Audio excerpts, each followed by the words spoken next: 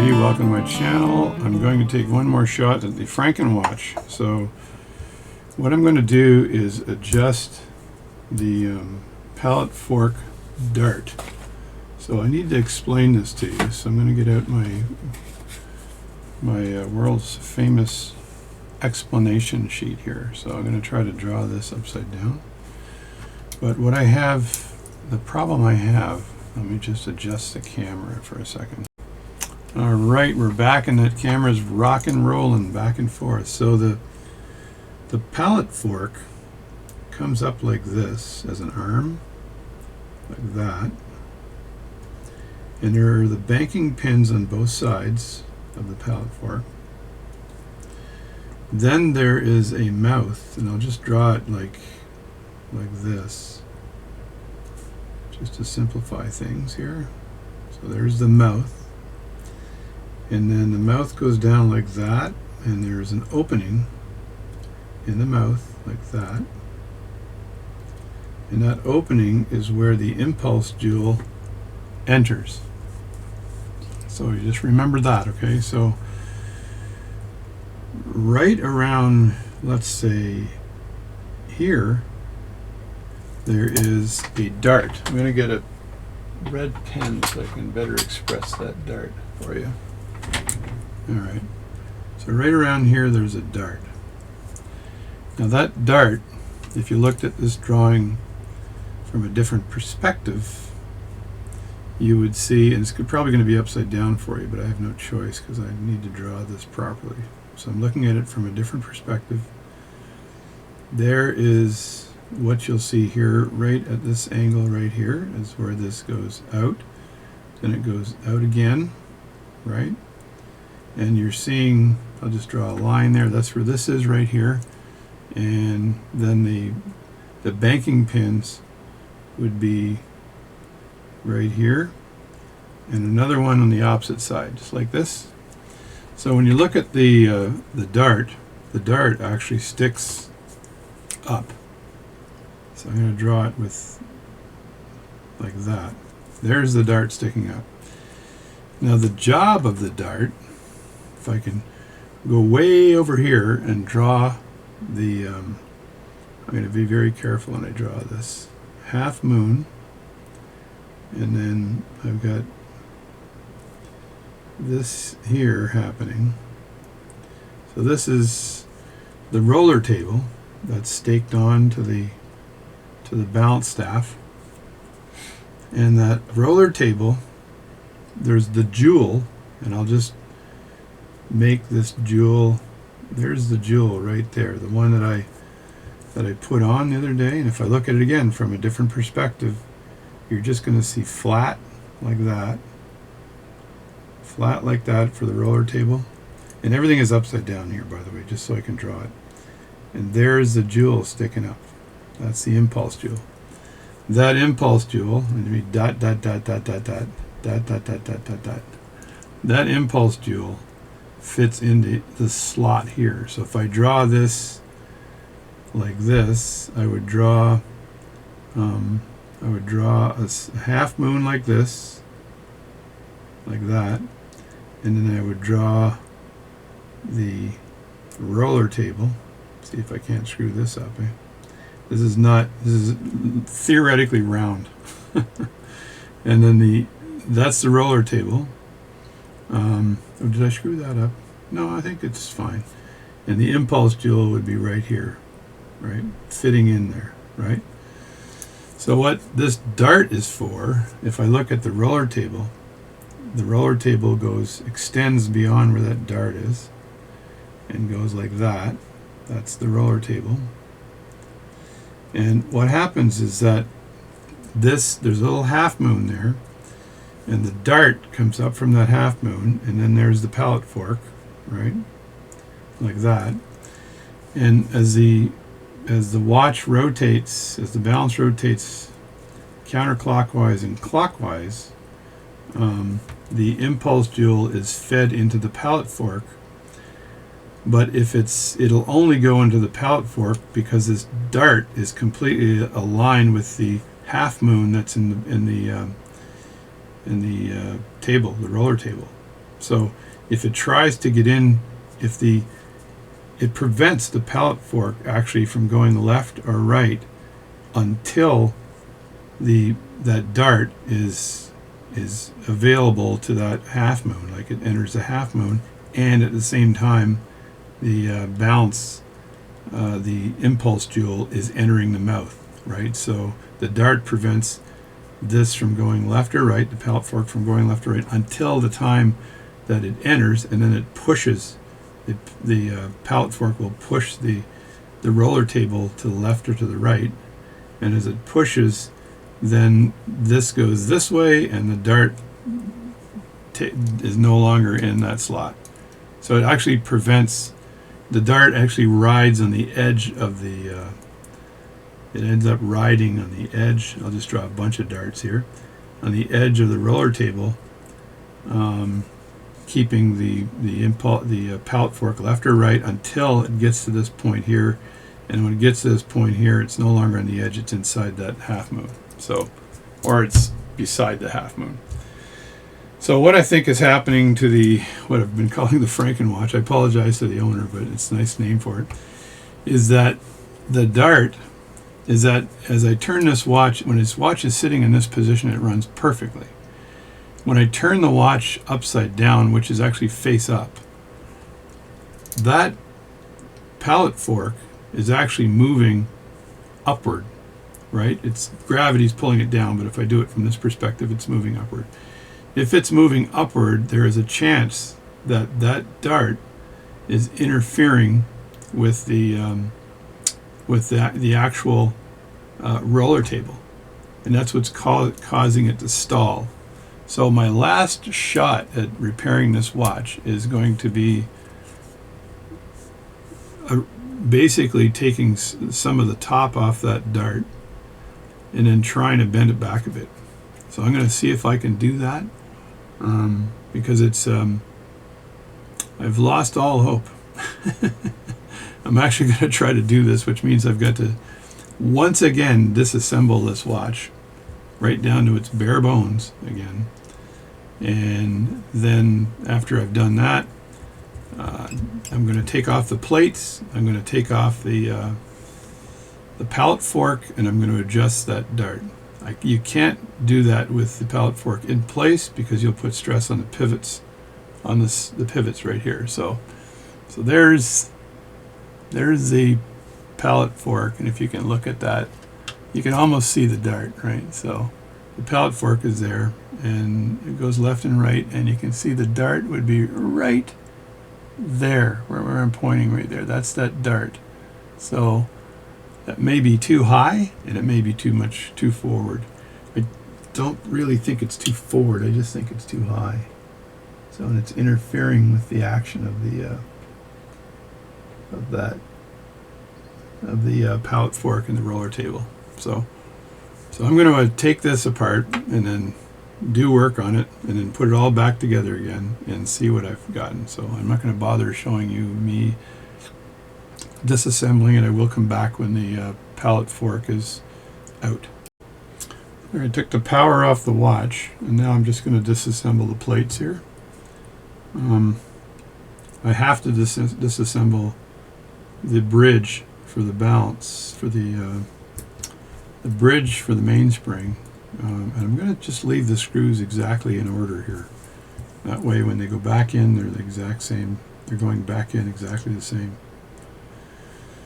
This is just for the gentleman out there whose watch I'm working on. I'm just stubborn as hell, so I was almost going to say, okay, that's it. I give up. I tap out. This watch is not repairable, but it runs so well upside down. This is what's upsetting me, is that there's no issue with this running upside down. The issue is actually running this thing up right side up, which is face up, and the only thing I can think of remaining, because I don't think it's jamming in the jewel, is that dart. So yeah, that's what I think the problem is. But I'm going to adjust that dart and then see what I can do. Now I've run the train already on this. I've seen how loose it runs. I've done all kinds of stuff there. I don't think there's a problem there, but we're going to just go down this ride again and see where we're at. Now, to remove this properly, you've got to accommodate for that balance staff being stuck into the hole. So when you take it out, you kind of got to go forward a bit like that to make sure that that balance staff doesn't get jammed up. Anyway, let me have a look at what we got here. So there's the balance staff, there's that dart. It's already at a bit of an angle, but I may attack it with a file. So I'm going to lift that straight up, and I'll put that back after.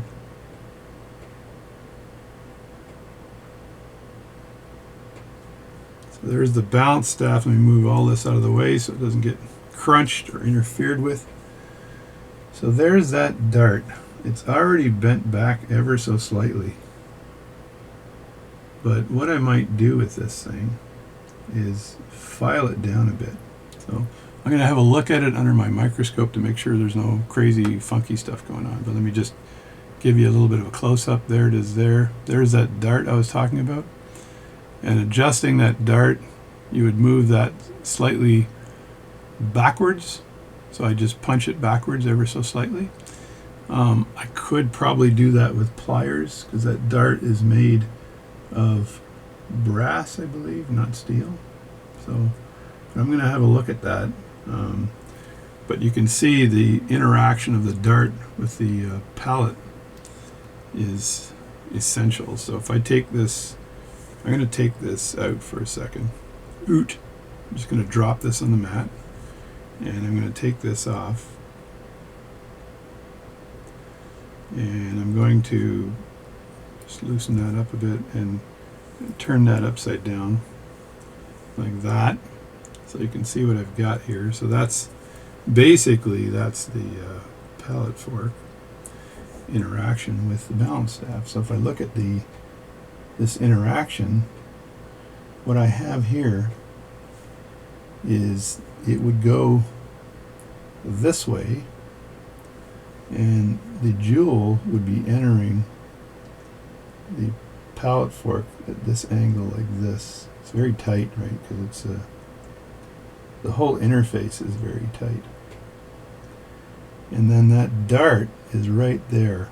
So what's perhaps happening is that dart is touching the edge when it drops down more. So because the dart is at an angle, it's at a bit of an angle. You can see that angle there, if I can show you that. If you look at that angle on that dart, when this thing drops down even more, like this way, right, it's likely to get bound up. So there's a few things I could do, right?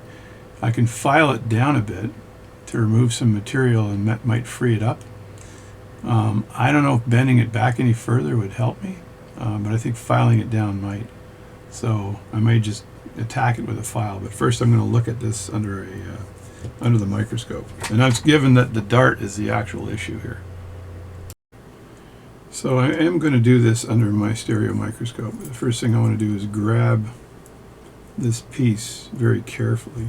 So I really need to look at what it looks like from the other side, because I want to grab it so that I can actually work on that dart. So if I look at it sideways, yeah, I can grab it, but I got to watch the jewels that are here. So I got to make sure I don't crunch these jewels when I grab this. So I may grab it on the inside more than the outside, right over where the screw is. That way I've got a good grip on it. I can't see any other way of grabbing this thing. The issue here is it falls up when you turn the watch face up. So I want to grab it, and I think I can grab it with this, and then I want to file it. So let me just grab the tweezers here, and what I'm going to do is very carefully grab the part. Let me see if I can. I'm grabbing it by the screw here. I'm trying to avoid being near the, let me show you how hard I can grab this without any problems. Yeah, I can grab that pretty friggin' hard, so without any real problems. So now I've got access to that dart right under a microscope, and I've got a lot of files, and I can use one of these pointed files here to work on that dart. I want to remove just a little bit of material. It's already bent, which means that when this watch was worked on a long time ago, somebody bent that dart. So I just want to remove a micro amount of material, because that's likely all that's needed to free it up if that's what's causing the problem. So I'm going to go under the microscope and start filing. Now you can see that I've already removed some material from that dart, and you can see the dust on that. So I'm not sure exactly how much to remove, but I don't want the dart to lose its strength. So it may be finished, I don't know, because it's just a micro amount that would be stalling the part as it's rotating. So here's a micro image of some of the materials I've taken away from that dart. So I've just shimmed it or skinned it a bit. Shouldn't affect the operation of the watch, but it might free it up so it doesn't get jammed at the bottom. Now I've got to reassemble this bugger, and I tell you it's not easy. So there is a trick that I've invented, I think, and I've shown people how this works. And what you do is you put this goes in this way, and I've got to put it into the slot here, and then into the pivot. So I got to go in like this into the slot, and then this will sit down on that pivot. If I can do this carefully here. And of course,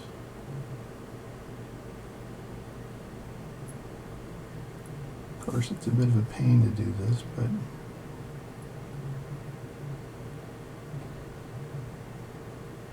I know there's some other watchmakers out there that do the exact same stuff, and God bless you all. So that's in place, and then what I do is I take a very light piece of Rodico, because I want to lower that plate on and not have this move, and I just want to put that light piece of Rodico over the top of this here, so from one side, and let it sit there and rest. I don't want to press down on that too much, but I can press down on the Rodico.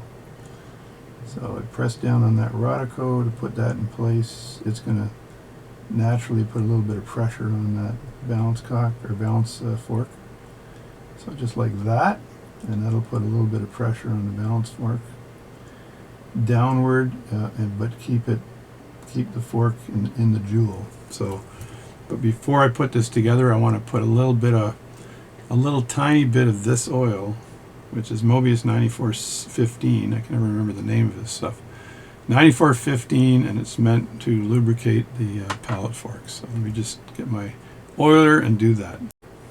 There, I'm uncharacteristically serious today. So only because this is I think the last shot at this particular watch and making this thing work face up. It's got to be that. I can't think of anything else. I don't think the jewel is jamming at all anymore. So I just want to put a little tiny bit of this very special oil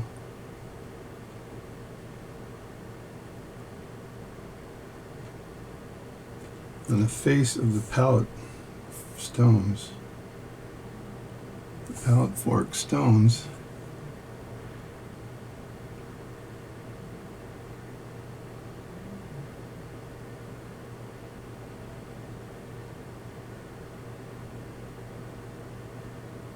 It's funny how you're looking through this glass and it's really 2D, but you're close enough to put the world's smallest piece of, this is a gel. It's not really an oil, I don't think. It's got the consistency of a gel. So there's the configuration I've got right now. So I've got the pallet fork is in place like that, and if I flip this upside down it shouldn't fall out. There's the mouth of the pallet fork on the other side, and I've got that adjusted, slightly adjusted pin that I'm hoping and praying that I moved it just enough to get out of the way. So the other thing I'm hoping and praying is when I drop this down, it's not going to be a big pain in the butt. So let me just drop this straight down, and I may need to play with the pivots and stuff as I drop it down, because I'm looking at everything here, and just go down something like this, and you look at the up here like that. This is keep my fingers out of it, but just rock this one over just a bit like that. That'll be the hard one to get lined up. So let me line up the pillars and then go straight down. It's my pillar if you watch all that Trump crap on the news. So there we go. And a lot of these are now in place. I can see the pallet fork is obviously in place because it has no choice. And what I do, the way I do this is I put the screw in very lightly so the plate doesn't move. So I'll put the screw in like this, and I will not tighten it up to any degree. I just screw it in just a little bit. That allows me to make sure that these pillars are in place, and I can screw this one in as well. Let me know if you're enjoying this video today, because this is adjusting the pallet fork is not an easy thing to do. You cannot do this unless you've got a microscope, by the way. If you're trying to do this without a microscope, good luck. So I'm going to just pull this back a bit, because I can do that, and then I'm going to look into the gaps and see what has to be moved to make sure those little tiny pivots fit into those little tiny holes. I use this device here to do that, and I just tweak it. So I'll be back in a second. So now after you've put the screws back, you've got to make sure that you're seeing all of the pivots coming through. So, and I am seeing all the pivots, so I can tighten this movement down now. It would be a disaster. I just want to make sure that I've got no issues here at all. It would be a disaster if I wasn't seeing all the pivots through here. So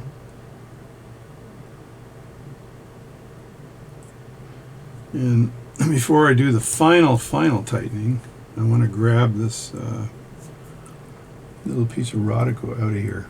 So I just have to push that Rodico downward like that, and then move it out of the way. So I don't think I can do this in camera, but I'll just grab it from its base like that and pull it out. So that little piece of Rodico is a lifesaver when you're trying to put these things back together again. Now I'll put a little tiny bit of pressure on one of the gears just to make sure the pallet fork actually moves and there's no problem there.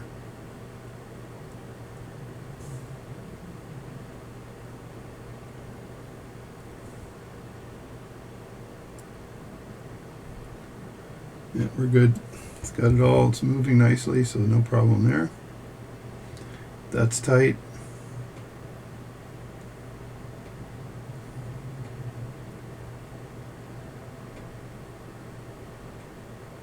That's tight. And that's tight. So we're good. Now I'll just put this plate back on. Where are my tweezers? Oh me, oh my. Right? Oh me, oh my. I think when the plate goes on, it covers those screws, so gotta let it find home. And I've got one on the left and one on the right. So one on the right first.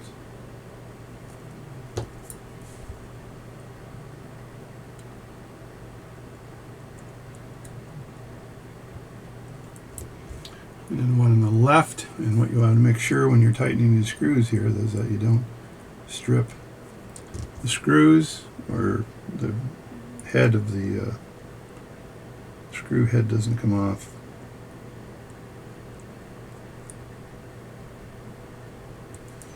We got that. Now I put a little bit of power onto the watch here. I should be able to power the movement here, just ever so slightly. Push in, because that will allow the mechanism to interact with the mainspring barrel arbor. So, and then I check to see if the pallet is snapping back and forth. Don't do that with a big ass screwdriver. You have to do that with a, I said the A word, just a, it's snapping back and forth, no problem. Now I still don't know whether this is going to solve the problem. If this doesn't solve the problem, I think I'll give the gentleman a huge discount, even though I've spent like an inordinate amount of hours on this watch. Inordinate. And the big problem with that much time is that all the other watches I have on the bench aren't being maintained. So that is a problemo. So let me just drop this in and see what I got to deal with here.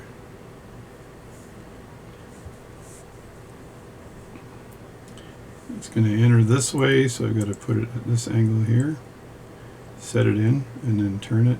It probably will start ticking right away.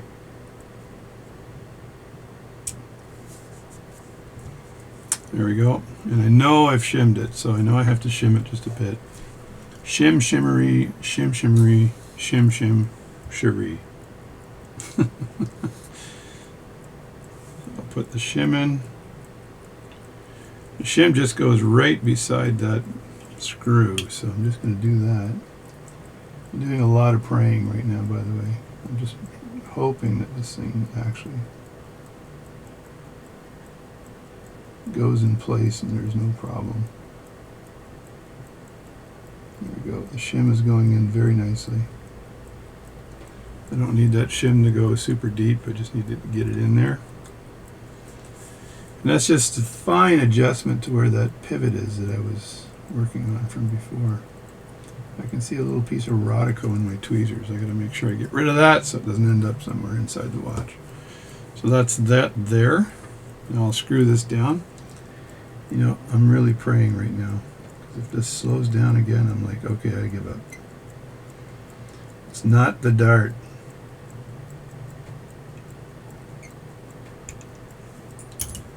Alright, screw that in a little tighter. Put it sideways, seems to be running perfectly. Now upside down. It's running, but it's slowing down, so guess what? I don't think it was the dart. Sad part is look at that thing running sideways. It's just running a little bit sideways. No problem.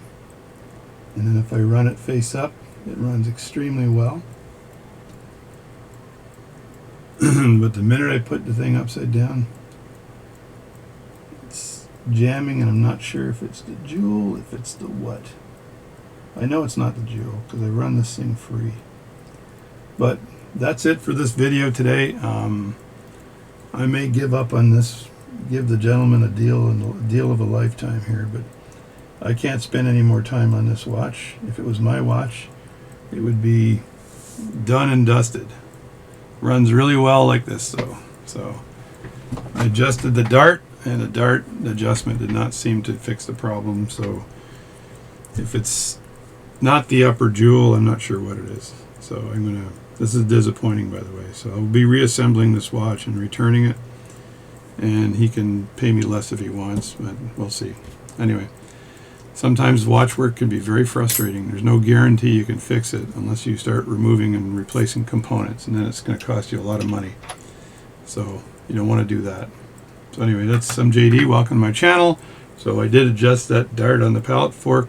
I was praying it would work. I've tried everything on this watch, and it doesn't seem like there's any fix to this thing. So doesn't seem to want to be fixed. So I'm not going to return it yet. in case I get some other brilliant idea. So thanks for watching my channel. I know other folks out there that do watch videos probably don't show the trials and tribulations of watch work. I do. So yeah, that's working really well just at an angle like that, no problem. The minute I turn it upside down, you'd think the pivot is jamming into that into the thing. The last possible thing I could do is get out some balloon chucks on the lathe and see if I could trim the pivot down just a bit more, and see if that does anything, but I can't do that today because I want to work on some other watches. I owe people watches. Thanks a lot. I'm JD. Welcome to my channel. Thanks for subscribing. Thanks for hitting like. I love your support, and there you go.